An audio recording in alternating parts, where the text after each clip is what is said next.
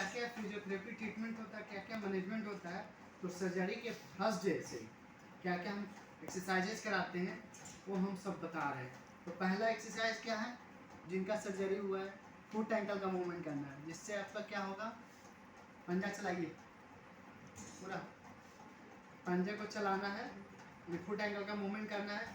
इससे फ़ायदा क्या होगा, पैरों में सूजन नहीं आएगा, डीवीटी नहीं होगा, डीवीटी का प्रिवेंशन करेगा, पीछे का मसल टाइट नहीं होगा। दूसरा नंबर, यहाँ पे हम टॉवेल या तकिया रखेंगे, यहाँ को नीचे रखें, एड़ी से दबाइए, नीचे मेरे हाथ को दबाइए, कील से टॉवेल या तकिया को दबाना है, दबा के रखना है, 10 तक गिनती करेंगे फिर छोड़ेंगे। ये आइसोमेट्रिक ग्लूटियाई एक्सरसाइज हो गया।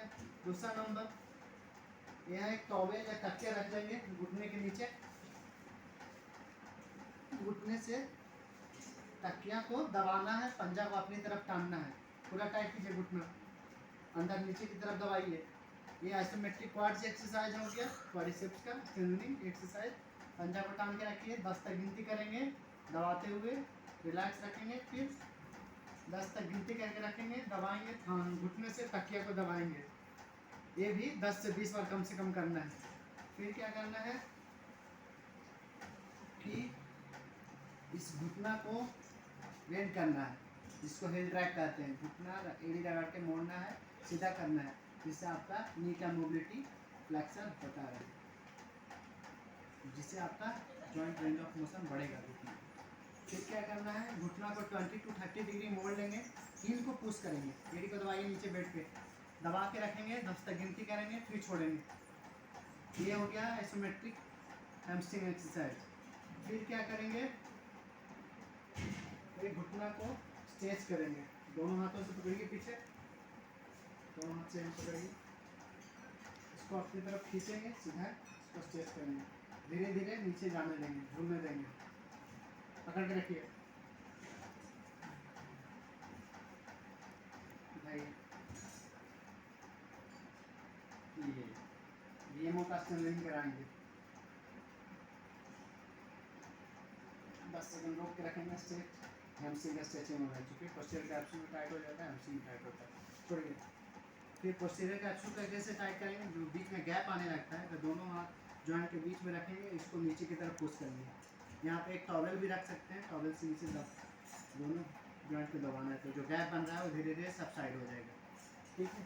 फिर क्या करना है कि दोनों घुटना के बीच में पिलो डाल देंगे, पिलो से घुटना को दबाना है, घुटने से पिलो को, तकिया को दबा के रखना है, 10 तक गिनती करना है, फिर छोड़ना है। ये भी 10 से 20 बार करना है, जितना भी एक्सरसाइज बता रहे हैं सब 10 से 20। इसका करने का दूसरा तरीका है, घुटना को मोड़ लेंगे, इनका तो ज़्यादा नहीं होगा, 90 डिग्री में जिनका मुड़ जाता है, मुड़ गया, बीच में पिलो डाल देंगे, तकिया डाल देंगे, घुटना पे लगेंगे, घुटने से दबाएंगे पिलो को, अंदर की तरफ दबा के रखेंगे, 10 सेकंड होल्ड करेंगे, फिर छोड़ेंगे। ये भी करेंगे 10 से 20 बार। फिर क्या करना है, एक घुटना जो अच्छा वाला घुटना उसको मोड़ लेंगे और दूसरे वाले घुटना को सीधा उठाएंगे, इससे लार्ज होगा द स्ट्रेट लेग। अगर ये नहीं उठा पाती है तो इसमें असिस्ट करना है, 10 सेकंड होल्ड करके रखना है, फिर नॉर्मल उठाइए आंटी, सीधा उठाइए, पूरा टाइट करते हुए, मोड़ना नहीं है, सीधा नहीं मोड़ पा रही है, सेंसर लाइट भी है, तो सीधा उठाना है, कमजोरी भी रोक के है, रखना है, उठाइए, असिस्ट भी कर सकते हैं, जो एक्टिवली उठा लेते हैं खुद से उठाएंगे, 10 सेकंड रोक के रखेंगे। फिर इसको अबडक्ट भी करना है, यहाँ हाथ रखें, इसको बाहर की तरफ ले लेंगे, 10 सेकंड रोक के रखेंगे, फिर नॉर्मल।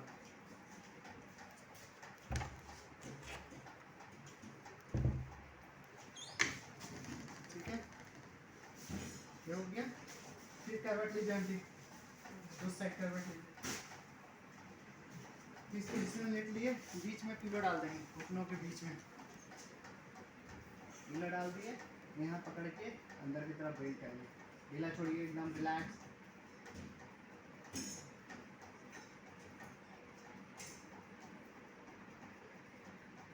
फिर इस पैर को सीधा उठाएंगे, अगर खुद से एक्टिवली नहीं उठा रहे हैं उठाना है, अबडक्ट कराना है, ऊपर ले गए, 10 तक गिनती करके रखे, नीचे उठाइए आंटी, खुद से यहाँ रखिए, स्टेबलाइज रहेगा, सीधा उठाना है, ठीक है।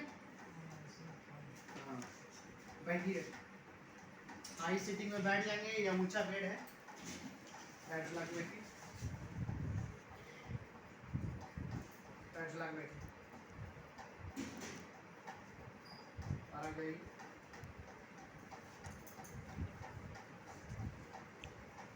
और आ गई पूरा, हाँ ठीक है, बैठ गया पूरा पैर 90 डिग्री, नी डैगलिंग करते हैं। फिर इस पैर को ऊपर उठाएंगे, अगर एक खुद से नहीं उठा पा रहे उठाइए, तो कमर सीधा रखना है, पैर सीधा उठाइए, ये डायनेमिक क्वाड्स हो गया, उठाइए,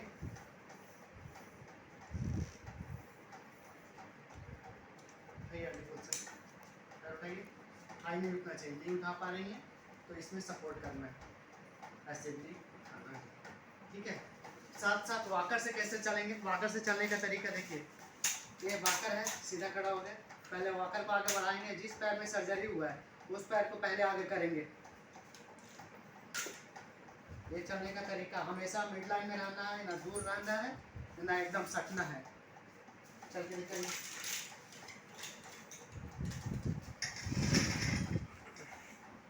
सबसे पहले वॉकर आगे बढ़ाइए, फिर सर्जरी वाला पैर, फिर इनका दाहिने पैर का सर्जरी हुआ तो दाहिना पैर आगे रखेंगे, चलिए रखिए। वॉकर में सटना नहीं है ना दूर रहना, हमेशा बीच में रहना है। पहले वॉकर, ये जो भी टीकेआर के पेशेंट हैं ये चलने का ही तरीका है, पहले वॉकर, फिर सर्जरी वाला पैर, फिर हाथ पे थोड़ा लोड लेके, फिर दूसरे। इस टाइप से इतना, जिनका भी सर्जरी 0 to 7 डेज वाले हैं, इतना एक्सरसाइजेज करेंगे, इनको बहुत ही फ़ायदा होगा। आफ्टर 7 डेज भी बहुत सा एक्सरसाइजेज इंक्लूड होता जाता है, इसलिए फिजियो जो भी घुटने का ऑपरेशन कराते हैं उनका कम से कम 8 से 12 वीक यानी मिनिमम 6 to 12 वीक फिजियोथेरेपी ज़रूरी है। जो एक्टिव पेशेंट हैं उनके लिए 6 वीक काफ़ी है, जो एक्टिव पेशेंट नहीं है उनके लिए तो फिजियो 3 महीना होना चाहिए।